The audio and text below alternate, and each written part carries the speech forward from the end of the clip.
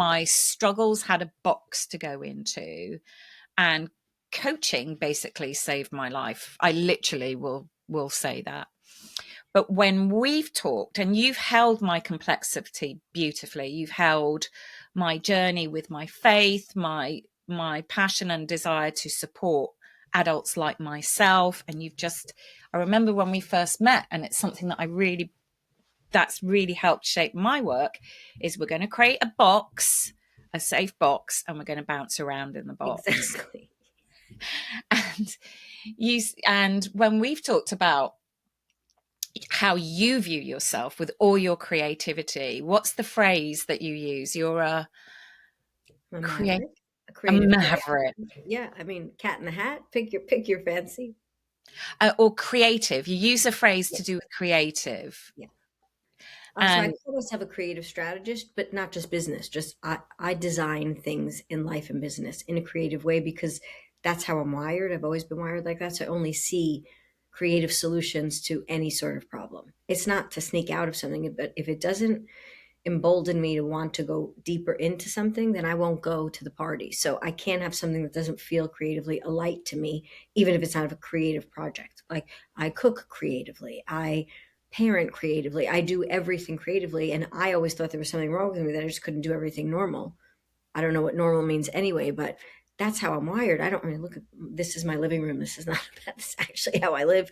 The more color, the more diversity in humans, in textures, in ideas, in conversations is what keeps me, my juices flowing, my heart racing. I feel very alive. When I have to march in line, I can't even say I don't feel like myself. I don't feel anything. I feel very numb.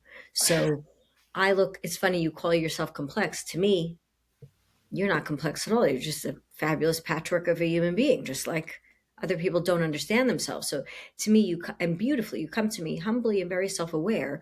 This is who I am. This is how I function. I wish everyone knew how they functioned, diagnosis or not, but you so understand yourself. And I'm so glad the diagnosis gave you the validation. But I have lots of favorite things about you. One of my favorite things about you is you never once used as an excuse. You use it as a way to find another clue for yourself, how to be where you are, shine in your best way, lead how you're meant to lead in all areas of your life. And who wouldn't want a toolbox like that, whatever each of our toolboxes are filled with? And I so obviously not only resonate with it, I so respect it in you, because what we'll talk about today is many times the labels hold people back, or they feel like they then fit in a box finally being understood, but then they can't do anything with it because this, and this about them, where I believe the complete opposites. Find out what's in our toolbox and then let's use it. So do you. But I think the diagnostics have given a lot of people a lot of relief, but also given them new labels to tell them why else they can't do something. And I remember when we talked about your identity, it was on the other podcast. I said, oh, that's so interesting, where you shared that bit about yourself.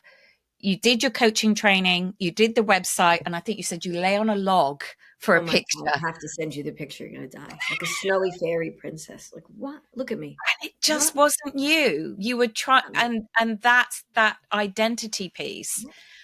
And you've got the whole vibe about Maverick. And do you want to just you described it so beautifully, but I'll let you describe what it is to be Maverick. So I think when people hear the word, they think of either Tom Cruise, which I understand from Top Gun, or this loud, rebel, colorful, which obviously I'm loud. I'm naturally rebellious, but that's not what this is. A maverick is when someone hears the beat of their own drum louder than everything else out there. That doesn't mean they can't participate in being with other people or being alone, but it's really finding that individual beat underneath all of the noise and all of the echoes of the louder world of what we're supposed to do, what we're supposed to believe, how we're supposed to behave, and finding out what's true for you in your life and in your business and leading with that. The reason I say it's not a rebellion is because a lot of rebels spend a lot of energy being anti-establishment or anti-this, and they spend so much in the anti-world, they actually never find out what they want, where this is openness, love, acceptance of other people, and just saying, you're amazing. You're an individual. I'm amazing. I'm an individual. That doesn't take either my individuality away from yours or yours from mine, or take any power. It's two powerful units coming together. That's cohesion and collaboration, is when we each know ourselves. We don't have these blended lines of do I fit or don't I fit. I don't try to fit anywhere. So that's not a question I ask myself. So I either fit nowhere or everywhere. So I choose everywhere.